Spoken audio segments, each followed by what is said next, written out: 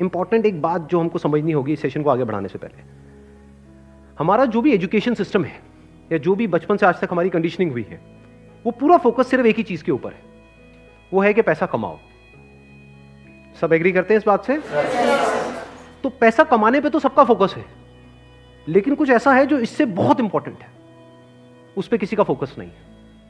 पैसा कमाने से भी ज्यादा जो इंपॉर्टेंट है वो है कि आपने कितना पैसा बचाया। इंपॉर्टेंट है या नहीं है लॉन्ग टर्म में? सपोजिंगली आपने 50,000 रुपए महीने का कमा तो लिया, लेकिन आपके खर्चे हैं 55,000 रुपए के, क्या करोगे? तो कितना आपने कमाया उससे ज्यादा इंपॉर्टेंट है आपने कितना बचाया। कितना बचाया इससे भी ज्यादा इंपॉर्टेंट है कि जो बचाया उसको किस तरीके से इन्वेस्ट किया। ये कितने लोग समझ पा रहे हैं इस बात को? बट ये हमको कहीं नहीं सिखाया जाता है, स्कूल्स में, कॉलेजेस में, घर पे भी इसकी इतनी बात नहीं होती है कि पैसे को इन्वेस्ट कैसे करना है, स्मार्टली कैसे इन्वेस्ट करना है। क्योंकि अगर आपको स्मार्टली इन्वेस्ट करना आता है और आप मान लो महीने का, मैं बहुत बड़ी बात नहीं करता, 2-3 हज़ार रुपए भी इन्वेस्ट करते रहते हो अभी से, इस एज ग्रुप से, which is around 25 years 30 years, तो आने वाले 20 साल बाद, 30 साल बाद पता है आपके अकाउंट में कितना पैसा हो सकता है अगर स्मार्टली इन्वेस्ट करते हो तो? करोड़ों रुपए हो सकते हैं। तो this topic today is extremely important, चाहे आप मेल हो चाहे फीमेल हो। और जरूरी नहीं है ये उन्हीं लोगों के लिए है जिनकी एज ग्रुप 25 साल है, 30 साल है, 35 साल है, क्योंकि इन बातों को सीखना एक्चुअल में जरूरी है at as young of age as possible. यानी अगर आपकी एज 18-19 साल, 20 साल भी है, जो लोग कैमरे पे देख रहे हैं उनको मैं बोलता हूँ, जो वीडियो में देख रहे हैं, कि अगर आपकी एज 18-19 साल है, 20 साल है, तब भी आपके लिए सेशन बहुत इंपॉर्टेंट है, इनफैक्ट ज्यादा इंपॉर्टेंट है। और मेरे को आइडिया कहाँ से आया ये सेशन करने का? मेरे एक फ्रेंड है, मेरी वैसे उनसे बातचीत हो रही, उन्होंने मेरे से पूछा कि यार मेरे पास में कुछ फंड पड़ा हुआ है, मुझे क्या करना चाहिए, उसको कहाँ इन्वेस्ट करना चाहिए, कुछ आइडियाज हैं आपके पास? नहीं, उन्होंने मुझसे पूछा, आप क्यों बीच में टांग अड़ा रहे हो? सीधा ही म्यूचुअल फंड। तो उन्होंने मेरे से पूछा, तो मैंने ये नहीं कहा जो इन्होंने कहा, मैंने सबसे पहले उनसे ये पूछा, मैंने कहा आपने क्या किया हुआ उस पैसे का और कितना पैसा आपने जोड़ा हुआ है? तो उन्होंने बताया मेरे अकाउंट में अराउंड 4-5 लाख रुपए पड़ा हुआ है। मैंने कहा अकाउंट में मतलब? कहते सेविंग्स अकाउंट में। And it's a huge blunder. और आप में से भी बहुत सारे लोगों के अकाउंट में पैसा पड़ा हुआ, कितने ऐसे हैं यहां पर? सेविंग अकाउंट में इंटरेस्ट कितना है पता है? 3%, 3.5%। इन्फ्लेशन कितनी है? इन्फ्लेशन पता है ना हम सबको क्या है? मान लो आज हम पेट्रोल खरीदते हैं, कितने का है पेट्रोल? कितने रुपए लीटर है? 73। ये आज से 20 साल पहले कितने का था? 20-25 रुपए का। तो 25 रुपए से बढ़ करके आज कहां हो गया है? 73 पे पहुंच गया। तो ऑलमोस्ट 3 गुना बढ़ गया है। तो अगर वो पैसा आपके सेविंग अकाउंट में पड़ा होता तो क्या वो 3 गुना बढ़ जाता? तो आप लॉस में हो। समझ गए? इन्फ्लेशन का जो रेट है अप्रॉक्सीमेटली आप कह सकते हो 6% के आसपास मान लेते हैं, वो वेरी करता रहता है। बट अगर 6% इन्फ्लेशन है और 3% आप अर्न कर रहे हो उस पैसे पे, तो आप कमा नहीं रहे हो, आप गंवा रहे हो, क्योंकि उस पैसे की वैल्यू कम होती चली जा रही है और आप खुश हो रहे हो कि मैं पैसा जोड़ रहा हूं। आप जोड़ नहीं रहे हो, आप बेवकूफी कर रहे हो। तो इस तरह की कुछ चीजें हैं जो हमको सीखनी बहुत जरूरी है। और जैसे मैंने उनको ये बात बोली तो it was a surprise for him. मैंने कहा ये पैसा सेविंग्स में क्यों पड़ा है, इसकी एफडी क्यों नहीं कराई? क्योंकि एफडी में एटलीस्ट 7% इंटरेस्ट है। कहता मैंने कभी सोचा ही नहीं ऐसे, मेरे को किसी ने बताया ही नहीं इसके बारे में, कभी सिखाया ही नहीं। और ये कोई छोटी प्रॉब्लम नहीं, बहुत बड़ी प्रॉब्लम है।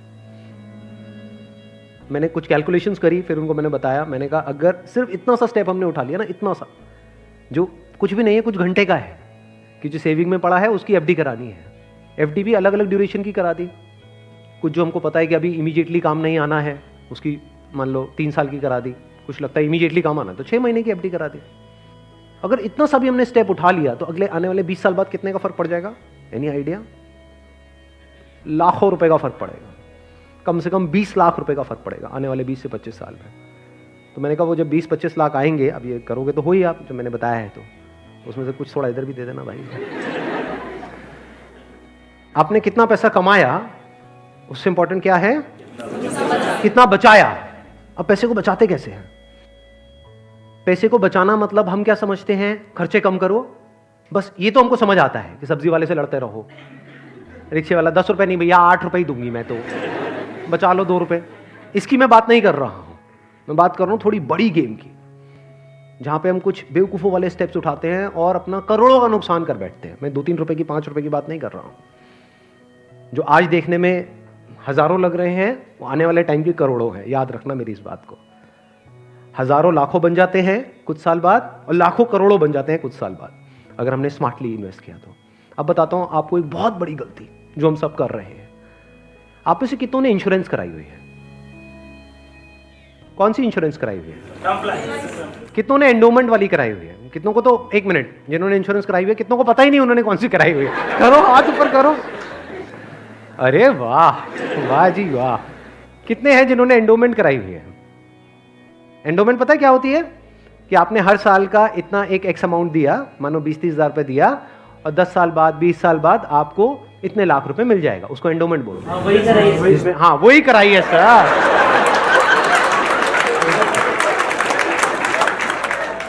ये क्या सर एंडोमेंट पेंडोमेंट बोलते हैं? सीधी बात करो ना। इंश्योरेंस का मतलब लोग यही समझते हैं इंडिया में कि हर साल का इतना पैसा जाना है, इतना प्रीमियम जाएगा, 20,000, 30,000, 40,000, और 20 साल बाद आपको इतने लाख रुपए मिल जाएगा। मान लो 20 लाख रुपए मिल जाएगा। जो सुनने में बड़ा अट्रैक्टिव लगता है, बेवकूफों वाला स्टेप है ये। कितनों ने टर्म इंश्योरेंस कराई हुई है? हार्डली 3 या 4 या 5 लोग। कमाल जी कमाल। देख लो कितना बड़ा ब्लंडर है ये अभी आप सपने में भी नहीं सोच सकते। और ये आपको कोई नहीं बताएगा, ना कोई बैंक वाले बताएंगे, ना कोई इंश्योरेंस एजेंट बताएगा, ना आपका कोई दोस्त बताएगा, क्योंकि जब पैसा बीच में आ जाता है तो यारी दोस्ती सिर्फ नाम की होती है। दारू पी रहे हो, ओ तुम मेरा भाई है, मैं तेरे साथ में कभी कुछ गलत नहीं कर सकता, ले तू एंडोमेंट करा, ओ तू मेरे पे छोड़ दे यार। और आपको पता ही नहीं आपका कितना बुरी तरीके से कटा है। तो अब ध्यान से समझना, ये जो टर्म इंश्योरेंस है ये आपको कराने के लिए कोई नहीं बोलेगा। क्यों? क्योंकि इसमें जो इंश्योरेंस एजेंट है उसको पैसा ना के बराबर मिलेगा। जो एंडोमेंट प्लान्स होते हैं, जो यूलिप्स होते हैं, उसमें उनको अच्छा खासा कमीशन मिलता है। कुछ केसेस में 30% तक भी मिलता है। अगर आपने मानो 20,000 की इंश्योरेंस कराई तो 30% कट गया आपका। आपका कट नहीं गया है, पैसा आपका कट गया है। 6,000 रुपए गया। अगर 6,000 रुपए वैसे कहीं पे खो जाते हैं या नहीं मिलते हैं या कोई लेकर के आपसे भाग जाता है, कितने दिन तक टेंशन रहती है? मजे की बात क्या है, आपको पता ही नहीं है कि आपके साथ क्या हुआ है। ये जो टर्म इंश्योरेंस होती है इसमें ना के बराबर कटता है। इसमें बस एक पॉइंट होता है जिसको सुनते ही आप लोगों को झटका लगेगा, जिनका कन्वेंशनल माइंडसेट है। टर्म इंश्योरेंस क्या होती है कि आप इतना पैसा देते रहो, मानो आपने 10 साल दिया, 20 साल दिया, 30 साल दिया, 30 साल बाद आपको 1 रुपए भी वापस नहीं आएगा। ओ सर, ये क्या सर, वापस नहीं आएगा तो फायदा क्या है? इंश्योरेंस किस लिए होती है? किस लिए होती है? कि कल को आपको कुछ हो जाए। ये बेसिक सी बातें बता रहा हूं आपको, ये नहीं पता है लोगों को। अभी देख लो कितनों ने हाथ उठाया था। बेसिक सी बात समझो, इंश्योरेंस का जो मतलब होता है वो होता है कि अगर आपको कुछ हो गया तो आपकी फैमिली को इतना पैसा मिल जाए कि उनको टेंशन ना हो। मान लो आप अर्निंग मेंबर हो फैमिली में, आप महीने का मान लो 30,000 कमा रहे हो, 40,000 कमा रहे हो, तो इंश्योरेंस का मतलब क्या है कि अगर आपको कुछ हो जाए तो आपकी फैमिली को इतना पैसा मिलना चाहिए कि उनके पास 40-50 हज़ार रुपये आता रहे। ये जो पॉलिसीज होती हैं, एंडोमेंट, यूलिप और ये सब जितनी भी होती हैं, इसमें कवर बहुत कम होता है। कवर का मतलब समझते हैं हम? कवर मतलब लाइफ कवर, जितने की कवरेज हुई है। कि अगर आप मानो 50,000 का प्रीमियम दोगे तो आपको कवरेज मिलेगी, अलग अलग प्लान में अलग अलग होती है, मान लो 10 से 20 लाख रुपए की। मान लो अगर आपको 20 लाख रुपए मिल भी गया आपकी फैमिली को आपके जाने के बाद में, अगर आप साल का 50,000 दे रहे हो तो इसका मतलब अच्छा खासा कमा रहे हो, मान लो लाख रुपए महीने का कमा रहे हो, तो क्या उस 20 लाख रुपए में आपकी सारी जो भी फैमिली की प्रॉब्लम्स है वो सारी सॉल्व हो जाएगी? तो करा क्यों रहे हो ऐसी इंश्योरेंस? बस लालच, कितने साल बाद इतना पैसा मिलेगा। 20 लाख को अगर आपकी फैमिली आपके जाने के बाद में बैंक में रखती है, वहां से कितना इंटरेस्ट आएगा? मान लो 7% भी आ जाता है। 7% कितना होता है? 1,40,000, 20 लाख पे महीने का कितना हुआ? 12,000 रुपये महीना। चलो 1 लाख भी हटा देते हैं। अगर आपकी सैलरी 50,000 थी तो क्या 12,000 रुपये महीना बहुत है आपके लिए, आपकी वाइफ के लिए, आपके बच्चों के लिए, आपके मदर फादर के लिए, सबके लिए बहुत है? बिल्कुल। तो फिर ऐसी इंश्योरेंस हम क्यों कराते हैं?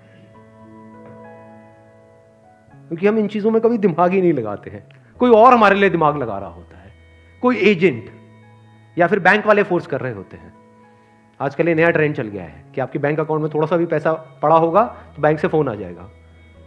हो रहा है ऐसा है, नहीं हो रहा है कि क्यों रखा हुआ है, ये करा लो ना, वो करा लो ना। अब वो क्या करवाने को बोलेंगे आपको, जिसमें आपका फायदा है, जिसमें उनका फायदा है। इस बेसिक सी चीज को समझ लो। तो टर्म इंश्योरेंस के लिए आपको कोई नहीं बोलने वाला, उल्टा अगर आप बोलोगे तो वो लोग मना ही करेंगे, आपको कहेंगे इसमें मिलना तो है नहीं, फायदा क्या है। अब टर्म इंश्योरेंस का फायदा समझो। यहां पे आपने एंडोमेंट में, यूलिप में कितना दिया, 50,000 साल का, और मिला कितना, कवर कितने का है, 20 लाख का मैक्सिमम। कई कई केसेस ऐसे भी हैं जहां पे 50,000 आपने दिया और 10 लाख का कवर है। 10 लाख रुपए कुछ भी नहीं है अगर कुछ आपको हो जाता है तो। अब वहां पर क्या है, 10,000 रुपए आप देते हो साल का, और कवर कितना है, 1 crore. 1 crore approximately, depends upon the age. But 1 crore का आपको कवर मिला। 10,000 रुपए आपने साल का दिया, 1 करोड़ अगर उन्होंने बैंक में भी रखा तो कितना आया, 7 लाख रुपए साल का आया। महीने का कितना हुआ, अराउंड 60,000। बहुत है। अगर आप 50,000 रुपए कमा रहे हो, बल्कि 10,000 ज्यादा दे दिए। अगर आप मैं वही बोलने ही वाला था कि अगर आप जरूरत से ज्यादा लड़ते हो घर में तो आपके घर वाले खुश होंगे। चलो एक काम तो अच्छा किया जिंदगी में। तो अगर आपका बजट 50,000 का है इंश्योरेंस कराने का, तो 10,000 आपने कराई टर्म इंश्योरेंस, बिना ये सोचे कि मेरे को वापस कितना मिलेगा, क्योंकि वापस मिलने के लिए इंश्योरेंस नहीं है। इंश्योरेंस है लाइफ कवरेज के लिए। टर्म इंश्योरेंस मतलब क्या, कि आप उतना ही पैसा दे रहे हो जितने का आपको लाइफ कवर चाहिए। सिंपल। मान लो आप लाख रुपए महीने का कमा रहे हो, तो आपको कितने की पॉलिसी चाहिए, 2 करोड़। 2 करोड़ की। 2 करोड़ के लिए कितने का प्रीमियम जाएगा साल का, 20,000 रुपए। बस, इससे ऊपर 1 रुपए भी देना इलॉजिकल है। इसको बोलते हैं पैसे को बचाना। और वैसे अगर आपको 2 करोड़ की कवर चाहिए एंडोमेंट पॉलिसी में, तो कितने का प्रीमियम देना पड़ेगा साल का, 10 से 20 लाख रुपए साल का आपको प्रीमियम देना पड़ेगा। मतलब जितना कमा रहे हो उससे ज्यादा देना पड़ेगा। समझ गए क्या हो रहा है? जो कमा रहे हो वो सारा इंश्योरेंस में ही जाएगा, तब जाकर के एक ढंग का कवर मिलेगा आपको। जब मैंने भी अपने घर में बात करी टर्म इंश्योरेंस कराने की अपनी, तो उन्होंने सबसे पहली चीज यही पूछी, मेरे जो फादर है, कि ठीक है ये तो समझ आता है कि इतना पैसा जा रहा है, 20 साल बाद कितना मिलेगा? मैं कुछ नहीं मिलेगा। मैं कहा हाँ अगर कुछ हो गया तो मिलेगा। कहता अरे नहीं नहीं बेटा ये क्या बात कर। मैं कहा इसीलिए होती है इंश्योरेंस पॉलिसी, मिलेगा। इस तरह से आप ज्यादा से ज्यादा कवर ले सकते हैं। Health insurance sir, health insurance is must, आज के टाइम में बहुत जरूरी है। नहीं तो होगा क्या, आपने पैसा बचाया, मान लो बहुत एफर्ट किया, बहुत मेहनत करी, पता नहीं क्या क्या करा, और एक एक्स अमाउंट आपने बचा भी लिया। 10 साल 20 साल काम करके मान लो 10-20 लाख रुपए आपने बचा लिया, किसी तरीके से सेव कर लिया, और अगर कोई बीमारी हो गई तो कितनी देर लगेगी उस पैसे को खत्म होने में? हफ्ता, 10 दिन, 15 दिन। कितने लोग प्रैक्टिकली मेरी इस बात से रिलेट कर पा रहे हैं? सब कर पा रहे हैं। और कितनों ने हेल्थ इंश्योरेंस कराई हुई है? रिलेट सारे कर पा रहे हैं, लेकिन हार्डली आधे लोग ऐसे हैं जिन्होंने एक्चुअल में अपनी हेल्थ इंश्योरेंस कराई हुई है।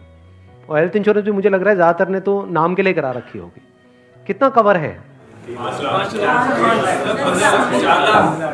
क्योंकि अगर आप कवर ज्यादा भी लेते हो तो प्रीमियम आपको बहुत ज्यादा नहीं देना पड़ता है, मार्जिनली एक्स्ट्रा होता है।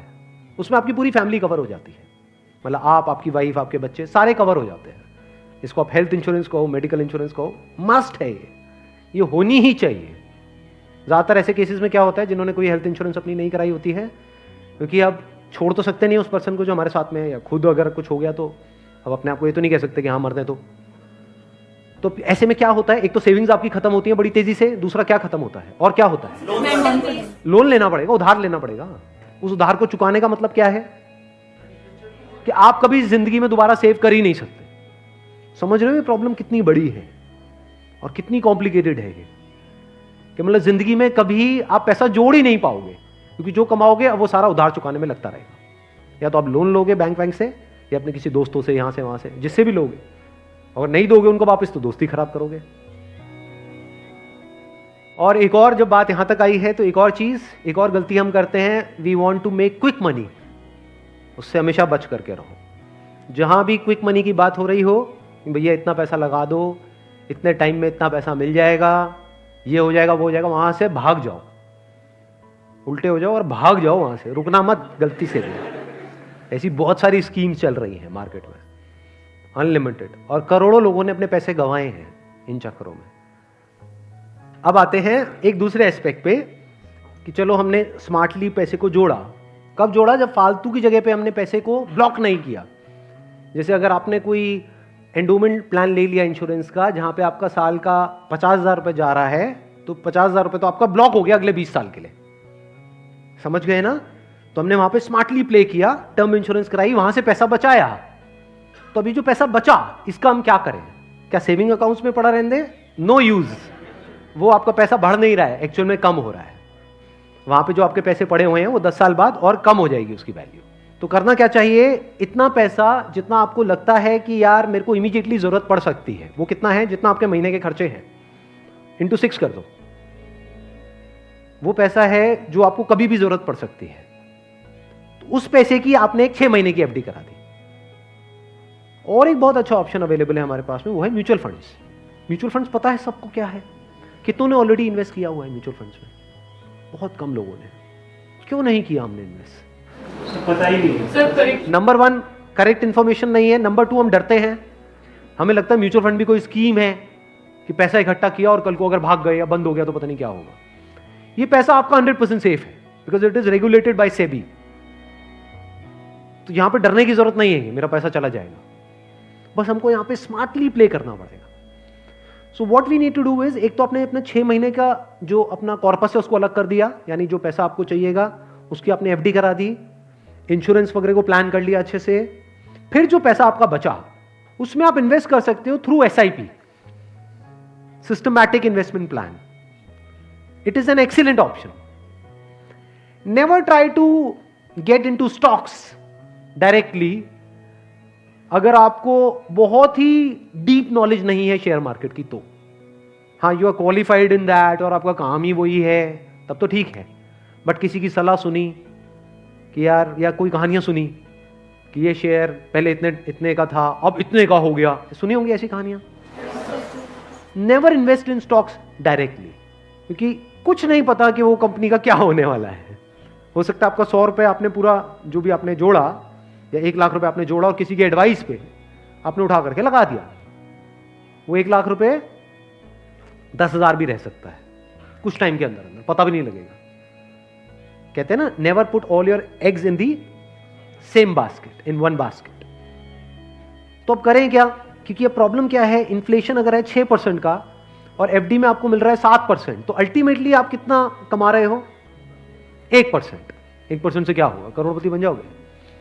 इम्पॉसिबल। तो आप क्या कर सकते हो, अपना आधा पैसा सेफ जगह पर रखो। सेफ जगह क्या है? एफडी हो गया। एफडी में भी एक और चीज है जो बहुत लोगों को नहीं पता है। वो क्या है कि ऐसे, एक तो है बैंक में आप एफडी कराते हो, एक है कुछ कंपनीज है जो क्रिसिल से या इकरा से, ऐसे ये कुछ ऑर्गेनाइजेशंस हैं, वहां से AAA रेटेड है। AAA रेटेड का मतलब होता है highly secure, as secure as a bank. वहां पर अगर आप एफडी कराते हो तो आपको 9% तक का इंटरेस्ट मिल जाता है। ये जो सुनने में लगता है ना 7% और 9%, ये अभी छोटा लगता है, लेकिन आने वाले 20 साल बाद इसकी कितनी बड़ी अमाउंट होती है अगर आप कंपाउंडिंग को बीच में ले आओ, that you can't even think in the wildest of your dreams. Compounding कितने लोगों को पता है? बहुत कम को। देखो, कंपाउंडिंग मतलब होता है जो हमको इंटरेस्ट मिलता है हमारे पैसे पे, जहां भी हम इन्वेस्ट करते हैं उस इंटरेस्ट पे भी तो इंटरेस्ट मिलता है ना। मान लो आपने 100 रुपए इन्वेस्ट किया, 1 साल बाद 20% की रिटर्न आई, तो अगले साल 120 पे 20% मिलेगा। कितना हो गया? 144। उसके अगले साल 144 पे 20% मिलेगा, 100 पे नहीं मिलेगा। और जब इसको आप इस तरीके से देखते चले जाओगे तो ये फिगर देखने में छोटी लगेगी, शुरू छोटे से होएगी, शुरू होएगी 2-3 हजार 5 हजार से, ये करोड़ों में पहुंचने में देर नहीं लगेगी। मतलब हर महीने का मैं कंजर्वेटिव भी पकड़ता हूं, अगर 2-3 हजार रुपए भी हम सेव करते हैं, उसको स्मार्टली इन्वेस्ट करते हैं, इतना सा सीख जाते हैं, तो बहुत बड़ा डिफरेंस आ जाएगा हमारी लाइफ में आने वाले कुछ साल बाद। Huge difference. तो आपको दिमाग ये लगाना है कि लॉन्ग टर्म में बेस्ट पॉसिबल ऑप्शंस क्या क्या अवेलेबल है। जैसे आप में से कितने हैं जो मैरिड हैं और जिनकी कोई डॉटर है? तो एक गवर्नमेंट की तरफ से एक स्कीम है सुकन्या योजना करके, सुना है इसके बारे में? That is an excellent investment option, government की तरफ से सब्सिडाइज्ड है वो। तो वहां पे आप एक्सपेक्ट कर सकते हो 9% की रिटर्न जो गवर्नमेंट की तरफ से मिल रही है आपको, और हर साल का आपके ऊपर है आपको कितना इन्वेस्ट करना है। हाईएस्ट लिमिट 1.5 लाख की है, बट आपके ऊपर है। किसी साल में आपने 10,000 कर दिया, कभी 20,000 कर दिया, ऐसे आप करते रहे over a period of next 15-20 years. उसके बाद में एक बहुत बड़ा कॉर्पस उसको मिलेगा अपने एजुकेशन के लिए या किसी भी चीज के लिए, फ्यूचर के लिए। इसको बोलते हैं स्मार्ट इन्वेस्टमेंट। पैसे से पैसा कैसे कमाना है, ये एक बहुत बड़ी आर्ट है, क्योंकि ये जिसको आती है और अगर उसकी कमाई कम भी है तब भी वो आने वाले 20-30 साल बाद बिल्कुल ऐसा है जैसे कछुआ और खरगोश की कहानी। इमीडिएटली नहीं, मान लो कोई बंदा है 50,000 रुपए कमा रहा है लेकिन वो स्मार्टली इन्वेस्ट कर रहा है। दूसरी तरफ से कोई बंदा है जो 1 लाख रुपए महीने का कमा रहा है लेकिन ना तो ढंग से पैसा बचा रहा है ना समझदारी से इन्वेस्ट कर रहा है। तो आने वाले 20-30 साल बाद ये जो 50,000 वाला है ये उससे बहुत आगे होगा, ये करोड़ों में होगा, और उस बंदे के हाथ में कुछ भी नहीं होगा।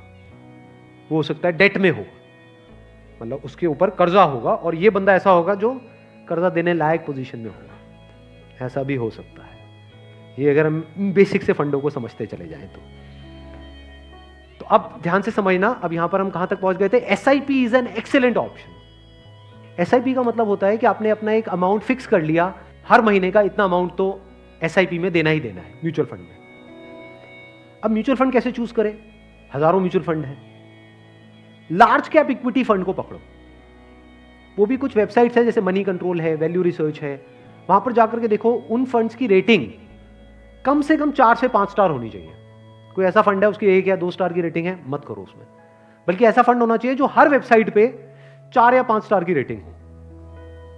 अब आपने क्या किया कि हर महीने का अपना एक अमाउंट फिक्स कर लिया, दैट कुड बी एनीथिंग, 1,000 रुपए, 2,000 रुपए, 3,000 रुपए, 4,000, 5,000, what ever that amount is.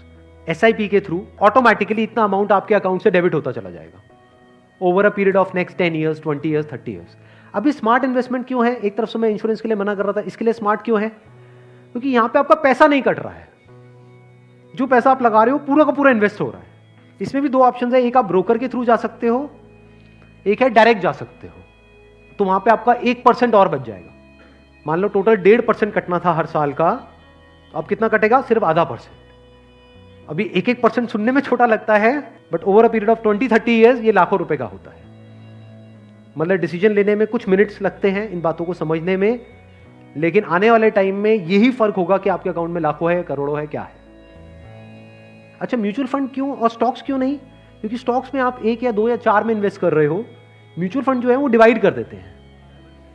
वो मान लो 50 में उन्होंने इन्वेस्ट कर दिया, तो अब अगर उसमें से एक कंपनी बंद भी हो गई तब भी प्रोपोर्शनेटली जो आपने इन्वेस्टमेंट करी है उसमें उसका परसेंटेज क्या था? मान लो 2%, तो आपको 100 रुपए 98 रह गया, बस इतना ही हुआ। अब मार्केट में सबसे बड़ा डर लोगों को यह होता है जो म्यूचुअल फंड में नहीं इन्वेस्ट करते हैं कि कल को नीचे आ गया तो क्या होगा, क्योंकि नीचे आने की कोई लिमिट नहीं है। एफडी में यह है कि नीचे नहीं आएगा, इंटरेस्ट कम हो सकता है, नीचे नहीं आएगा। तो म्यूचुअल फंड में लोग नीचे आने के नाम से डरते हैं, ऊपर जाने में कोई डर नहीं है। अगर गारंटी मिल जाए कि भैया साल का इतना % तो आना ही आना है और आता ही रहेगा जिंदगी भर, तो कोई डर ही नहीं है, फिर तो सारे लगा देंगे। बट कोई गारंटी नहीं है ना, और नीचे भी जा सकता है। तो अगर कुछ ऐसा हो जाए कि अगर म्यूचुअल फंड नीचे भी जाए तब भी आपका फायदा हो जाए, तो प्रॉब्लम सॉल्व हो गई ना। ये मेरी अपनी स्ट्रैटेजी है, ये कोई किसी बुक में नहीं है या कोई थ्योरी नहीं है, ये मेरी अपनी स्ट्रैटेजी है, वो मैं आप लोगों के साथ में शेयर कर रहा हूं। तो आपको क्या करना है? मोटा मोटा स्टॉक मार्केट को ट्रैक करना है, हफ्ते में 1 दिन देख लो कि अभी कितने पे चल रहा है। मान लो एक पीक है, पीक अभी मान लो 40,000 है, अभी मार्केट चल रहा है अराउंड कितना?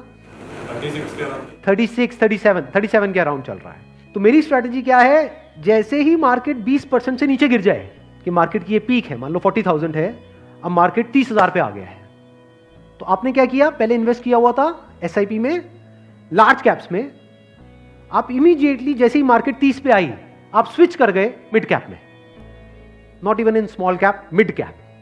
अब ऐसा क्यों किया? क्योंकि जब मार्केट 20% टूटेगा, सेंसेक्स का मतलब लार्ज कैप्स जो बड़ी कंपनीज हैं, जब मार्केट 20% टूटेगा यानी बड़ी कंपनीज के जो शेयर्स हैं वो 20% से टूटेंगे, तो जो छोटी कंपनीज हैं उनके शेयर्स 50 से 60%, 70% तक टूट जाएंगे।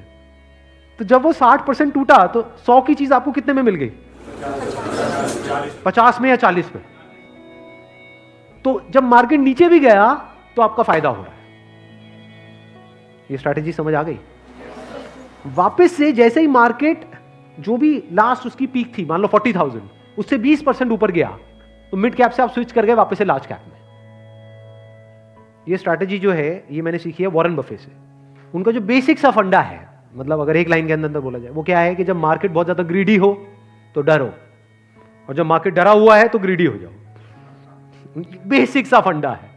मतलब जब सब डरे हुए हैं तो थोड़े से लालची हो जाओ, और जब सब लालची हो रहे हैं, मतलब मार्केट ऊपर भाग रहा है, तो डरने लग जाओ। तो लार्ज कैप में डर कम है, मिड कैप में डर ज्यादा है। तो जैसे ही मार्केट नीचे जाएगा मिड कैप को सब छोड़ देंगे, उस वक्त आप उसको पकड़ लोगे। तो अब चाहे मार्केट ऊपर उठे तब भी आपका फायदा है, नीचे गिरे तब भी आपका फायदा है। आप वेट कर रहे हो, मैं आज एक्चुअल में वेट कर रहा हूं। लोग हैं डरते हैं, जो म्यूचुअल फंड में इन्वेस्ट करते हैं, स्टॉक्स में इन्वेस्ट करते हैं, लोग डरते हैं कि मार्केट नीचे ना आ जाए, मार्केट ऊपर। मैं वेट कर रहा हूं, जाए तो सही नीचे। समझ गए? क्योंकि लार्ज कैप टूटेगा 20%, तो मिड कैप टूट जाएगा 60%। तो मेरा 100 रुपए लगा हुआ था तो 80 रह जाएगा, उस 80 को उठा करके मैं मिड कैप में डाल दूंगा, फिर आराम से बैठ जाऊंगा कुछ सालों के लिए। जैसे ही मार्केट ऊपर जाएगा, मतलब लोग लालच से तड़प रहे हैं, तब जैसे ही 20% ऊपर गया, मान लो 48,000 पे गया, मिड कैप से हट करके मैं आ जाऊंगा लार्ज कैप में, वापस से सेफ हो गया। अब जो नया पीक बन गया वो क्या बन गया? 48,000। आज की रेट में क्या है? 40,000। अब 48,000 पे 2020 चलेगा। आ गया गेम समझ में? तो यहां से आप पीसफुल हो, नहीं तो लोग डरे ही रहते हैं, म्यूचुअल फंड के नाम से डरते हैं। क्यों डरते हैं? अरे कम हो रहा है, कम हो रहा है, कम हो रहा है। कम हो रहा है तो बढ़िया है, तब भी आपका फायदा है, और बढ़ रहा है तो फायदा है ही है।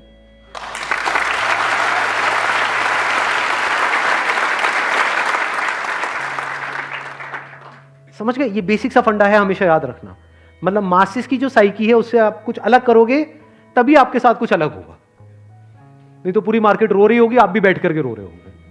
अरे टूट गया, टूट गया, टूट गया, टूट गया, अरे गिर गया, गिर गया, गिर गया, मैं बर्बाद हो गया, मैं बर्बाद। बर्बादी में भी आपका जश्न होगा अगर इस तरह से आप समझ पा रहे हो तो। Thank you so much.